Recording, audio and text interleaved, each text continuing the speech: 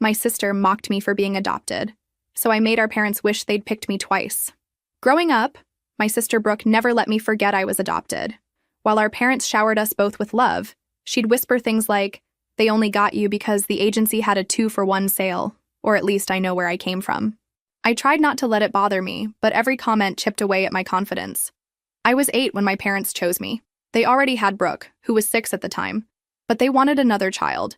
After seeing me at the agency, they said it felt like I was meant to be part of our family. But Brooke never accepted me. She'd hide my homework, blame me for things she broke, and tell other kids at school I was secondhand goods. Despite her constant bullying, I worked hard in school while Brooke partied and barely maintained to C average. I was taking advanced classes and studying late into the night. Our parents noticed the difference but didn't want to compare us. They'd praise both of us equally, even when Brooke clearly didn't deserve it. Everything changed during our senior year. Brooke was failing 3 classes and risked not graduating. Instead of studying, she spent her time making TikToks about how adopted kids were damaged goods and posting Instagram stories mocking my generic brand DNA. One day, I overheard her on the phone with her friend. My parents only adopted her because they felt sorry for her. But watch when college applications come around, they'll realize blood is thicker than water. All their money is going to their real daughter's education. That was the last straw. I had already been accepted to Princeton with a partial scholarship, but I hadn't told anyone yet. I decided to let Brooke dig her own grave. Every time she skipped class to hang out with her boyfriend, I kept quiet.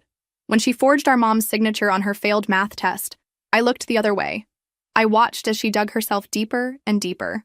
The day college decisions were released, our parents gathered. We were all in the living room, sitting with our eyes glued to our laptops. My father, with his hand resting on his chin, watched in silence.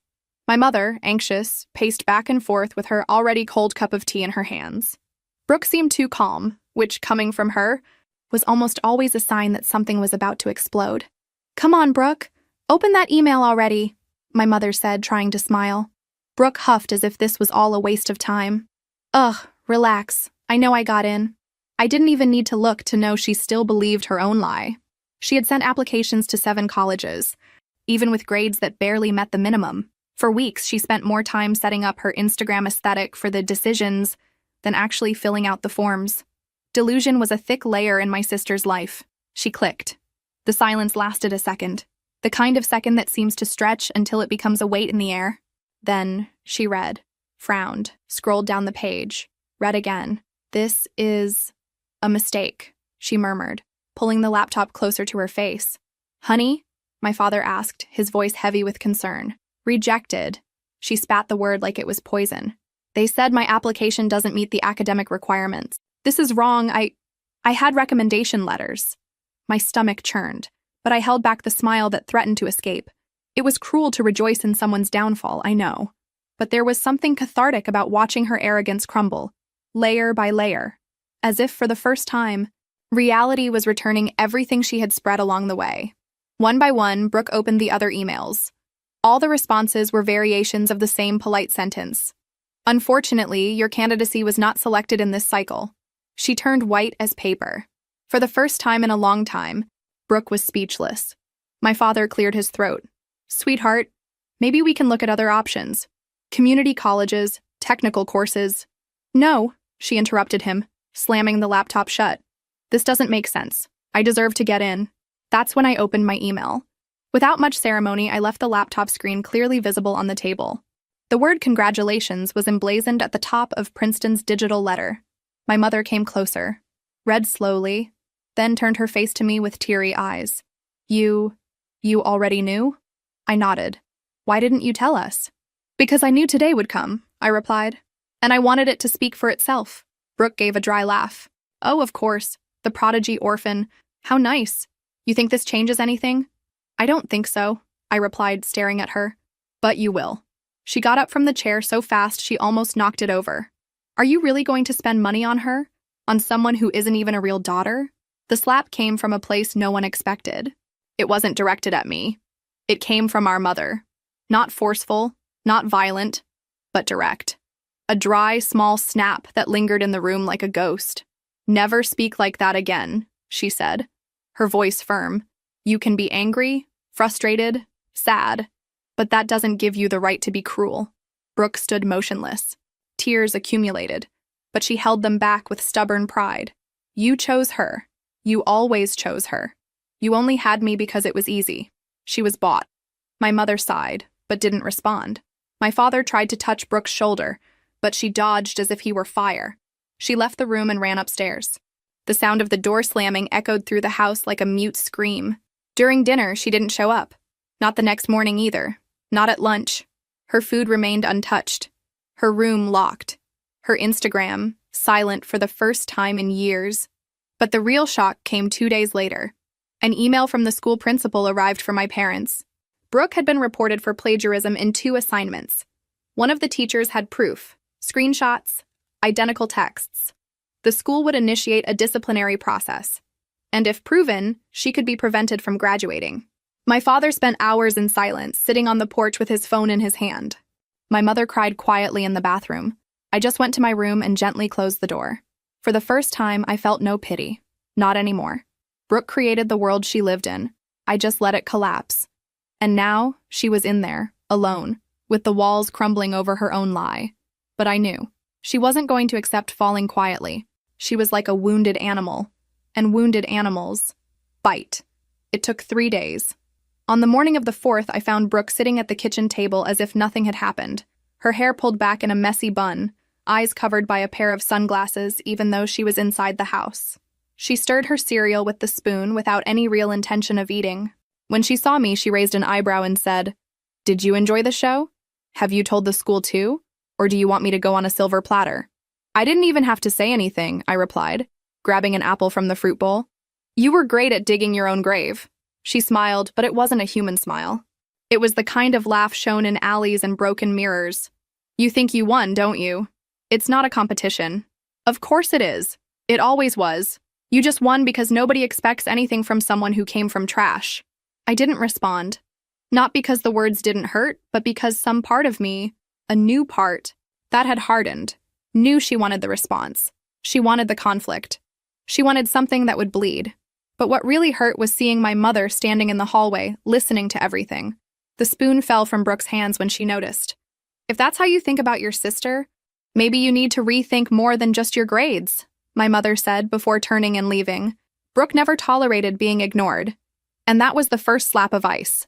The school's punishment came quickly. Indefinite suspension, formal investigation, nothing guaranteed regarding graduation. She cried in her room on the first day. Not from regret, but from rage. From humiliation. I heard the muffled sobs, objects being thrown against the walls. Then silence. The following week, I discovered she had accessed my email. I found the suspicious login warning on my phone. Someone had tried to log in with my password in the middle of the night. I confronted her immediately. "Do you think I'm an idiot?" she said.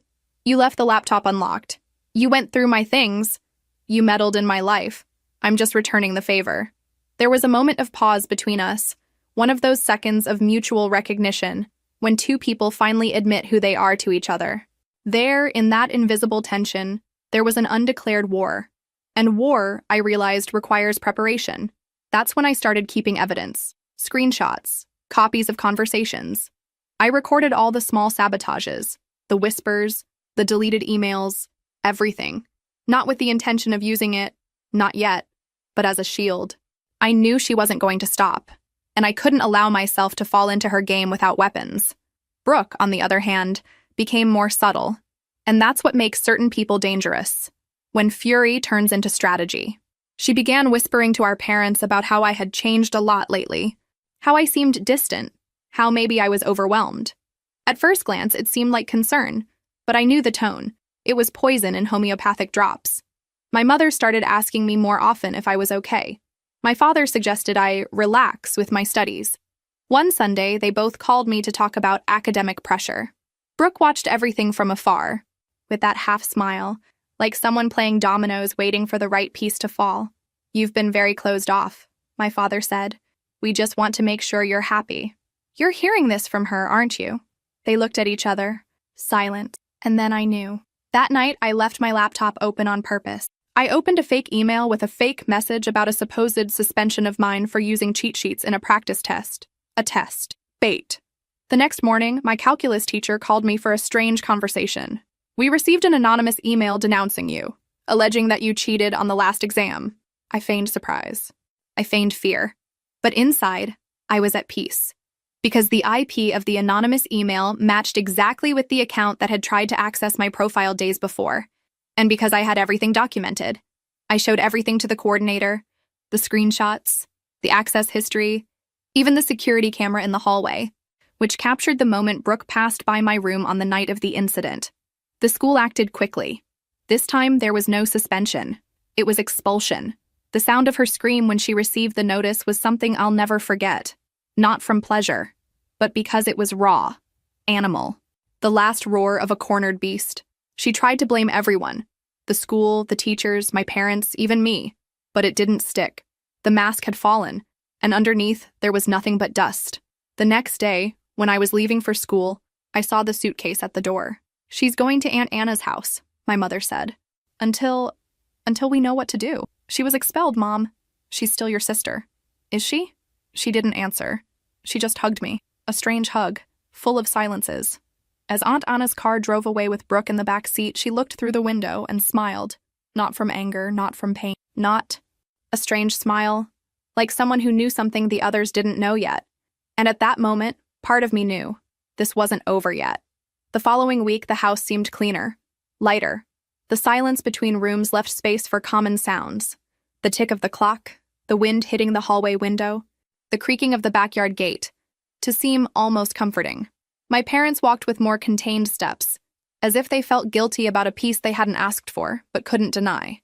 I continued going to school, packing for Princeton and counting the days to get out of there. But even while studying, reading, or having lunch, I felt a shadow behind my neck.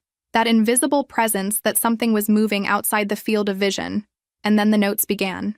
The first was left inside my backpack, folded 4 times, unsigned. Simple paper, careful handwriting, too fake to seem natural. You may have won, but nobody likes someone who steps on others to climb up. I showed it to my parents, but they pretended it was just resentful teenager stuff. It must be envy, my mother said, trying to smile. You're going to Princeton. That bothers people. But it was more than that. I knew it. In the second note, left in my school locker, it was written, "Everyone has secrets, including you. I just need one to bring everything down." And that's when I began to suspect. Brooke had left a part of herself here. As if even from afar, she could pull invisible strings and move the pieces on the board. There were people at school who still defended her. A small group, but loud. An army of people who saw her as a victim. The girl expelled by the elitist school. The renegade sister. Among them was Ryan, her ex-boyfriend. Or maybe he wasn't an ex yet. Because on Tuesday of the following week, I saw him leaning against the school wall waiting for someone. When he saw me, he smiled. "Hey, can I walk you home?" I refused. He insisted. "She just wants to talk, you know. She's sorry. I think you guys should try." "You think?" I asked. "Or did she tell you to think that?" He shrugged. "You won, okay? Everyone knows that, but I don't know. She's not doing well." I kept walking, without saying anything more. But that same day, my room was invaded. Nothing stolen, nothing broken, just disturbed. The closet was ransacked, clothes folded differently. My Princeton Notes notebook was on the bed, open to a page where I had written, months ago, that I didn't know if I could handle the pressure. That sometimes I felt alone, displaced, as if I were acting a role that wasn't mine. On the page, there was now a new note. "It's going to be beautiful when everyone discovers that the perfect girl is falling apart inside." There, alone in my room with the paper between my fingers, I realized Brooke wasn't just stalking me. She was building a narrative, a campaign, trying to turn me into her. The next day, I told my parents that someone had entered my room. "Did you lock the door?" My father asked, more concerned with the details than the fact. "Do you really think I'm making this up?" My mother tried to hug me. I pulled away. "She's still here, even from far away," I said. "And you keep pretending it's just a phase. It's not. She's dangerous." They didn't respond. That night, I locked the door with a key. I hid my notes, changed the passwords on all my devices, and left my phone recording in silent mode, pointed at the door. Nothing happened that night. But the next day, the video showed something strange. At 2:43 a.m., the hallway light turned on, and my room's doorknob turned twice, unsuccessfully. Then, silence. The light went out. Goosebumps, heart beating in my stomach. I showed the video to the principal. I showed it to my parents. Everyone fell silent. "Do you think it was her?" my mother asked. I just replied, "If it wasn't her, then someone even worse is still loose around here." It was only on Saturday that I received the call from Aunt Anna. "She's not here anymore," she said, straight to the point. She left last night, said she was going for a walk, left her phone, took money, and didn't come back." My father dropped the phone on the table. My mother sat on the floor, without saying a word. Me? I just closed my eyes, because I knew exactly what that meant. Brooke was on the loose, and she had nothing left to lose. In the first 24 hours, my parents did what any adult would expect of themselves. They called friends, the police, hospitals. They filed a missing person report. They said words like worried and anxious, but avoided any mention of what they really felt: fear. Not for what might have happened to Brooke, but for what Brooke might be doing. My father installed new locks on the windows. My mother began checking the front door every hour like an anxious ritual. I looked over my shoulder all the time, even inside the house, as if at any moment she could emerge from inside the wall like a living crack. At school, the tension was palpable. Some knew, others suspected. Some began to look at me as if I had provoked this. Ryan was among them. He stared at me in the hallways with that air of someone who thought he knew something important. I pretended not to notice, but I knew he was with her. Emotionally, at least. Maybe more. On Tuesday, I found my locker vandalized. Those who climb by, stepping on others, fall bleeding. They notified the administration. They cleaned it. They gave a generic warning to the entire class. Nobody took responsibility. I didn't cry. I didn't tremble. But that night, my father slept with a kitchen knife beside his bed, and my mother put a chair blocking their bedroom door. Brooke was becoming a presence. Not just physical. It was as if she had infected the environment, a fever spreading in the looks of classmates, in the fear of teachers, in the complicit silence of the neighborhood. Because what nobody wanted to say out loud, but everyone knew, was this: Brooke was capable of anything. And then she appeared. Not at home, but at the graduation speech. At my graduation. There was a week left. I was invited to give the main speech as the class standout. The student who got into Princeton, who overcame so many obstacles, as the principal said, smiling without knowing half of it. The night before, I received an email from the school confirming the speech. Attached, the final text revised by the coordination, but the file wasn't mine. Instead of the text I wrote, there was something completely different. A manifesto. It began like a public letter. For Brooke. It narrated the entire truth about me. A manipulative girl who ruined her own sister out of envy, who forged evidence, who always wanted to take her place, who lied to everyone. The last sentence was a punch. Maybe it's true that blood doesn't make family, but sometimes blood is what drips when the mask falls. I dropped my phone. I ran to my laptop. The original file had been deleted, replaced. Every copy, every version. Backup? Inaccessible. Emails? Gone. How she managed it, I didn't know. But the mark was clear. Brooke. The next day, I took everything to the administration. The school's IT confirmed the text sent came from my email, but the access had been made by someone with my login from an unknown IP. Ryan worked part-time in the library. He had access to the computers. The school asked me to redo the speech. They promised to review it personally. Just a scare, they said. But they knew. She was closer than ever. On ceremony day, my mother helped me put on my gown. Her hands trembled, but her smile was firm. You made it this far. Nobody can take that away. In the car, my father said nothing.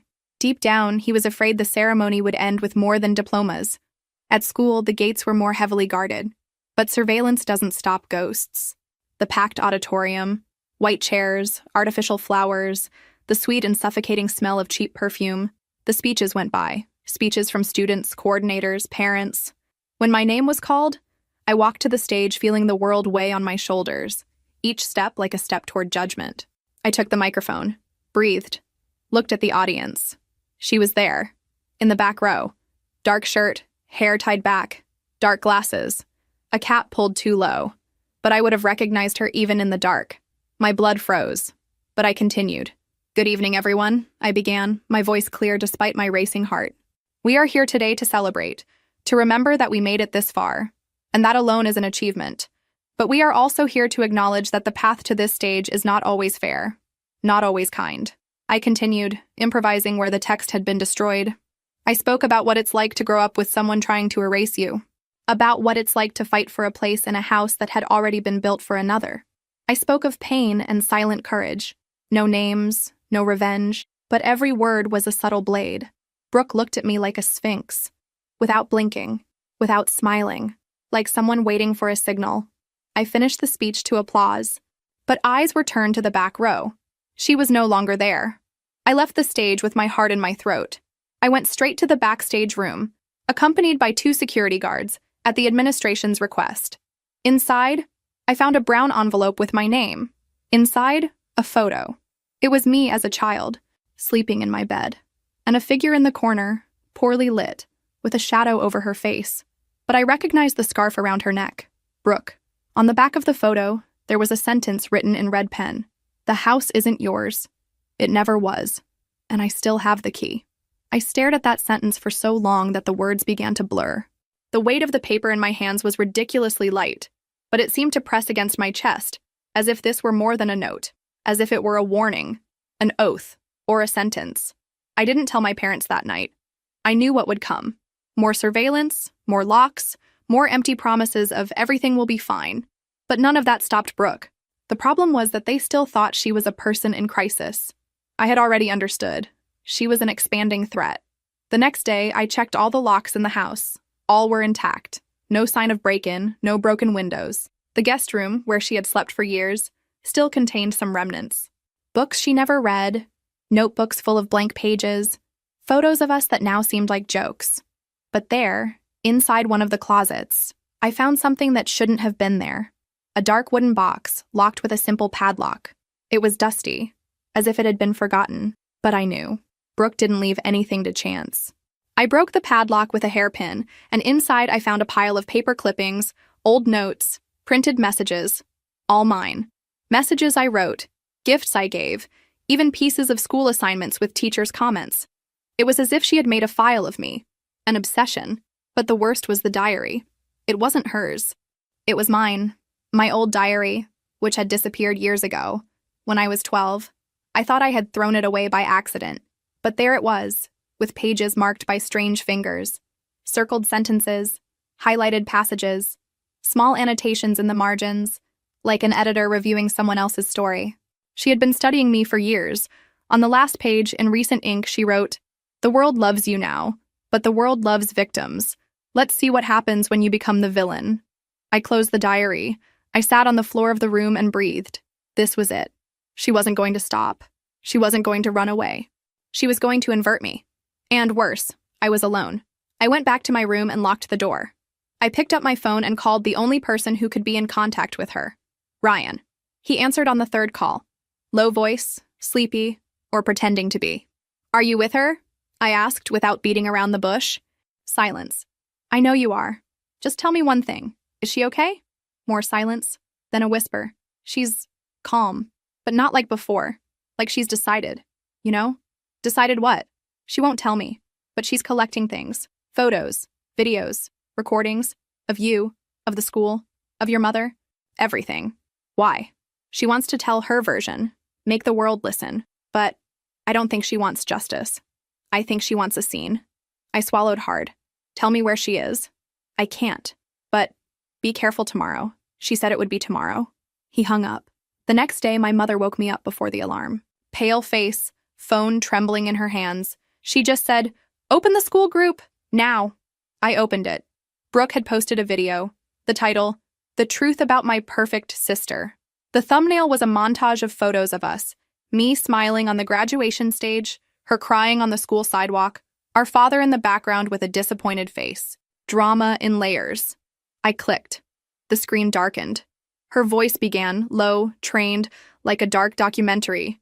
She spoke about me, but not as a sister. As a character, as a villain. She told our stories switching the roles. She said I sabotaged her since childhood, that I was the one who spread rumors, that I forged evidence, that I manipulated our parents, that I used my status as poor adopted orphan as a shield to hide a cruel and ambitious mind. The video had photos, edited scenes, excerpts out of context. Even the graduation speech was included, with cuts that distorted my words. When it ended, I was shaking, and the comments were already starting to pop up. "Damn, I never thought she was like that." She really does seem calculating in that speech. Adopted and fake on top of it. Wow. My father entered the room with a red face. We're going to delete this. Sue, call the police. My mother just sat down. She cried like someone who had lost something that was still there. But not me. I was quiet. Because at that moment, I realized that Brooke had succeeded. She didn't want justice. She didn't want to come back. She wanted to leave me here, in her place. And deep down, I knew. She had won something. Had won. Maybe not the war, but the stage. The rest of the day was a whirlwind. School, suspended pending investigation, internet, hell. People looked at me on the street as if something was wrong, but they didn't know what. A silent and constant judgment. At night, I received a message from an unknown number. Now, we really are sisters. You feel what I felt. You sleep in fear. You wake up trying to remember who you are. Welcome to my world. With love, Brooke. And no matter how much I wanted to hate her, no matter how much I wanted to destroy her, the truth was simple. She no longer needed to be here to haunt me. She had already entered, through the front door, with the key that, after all, had always been hers.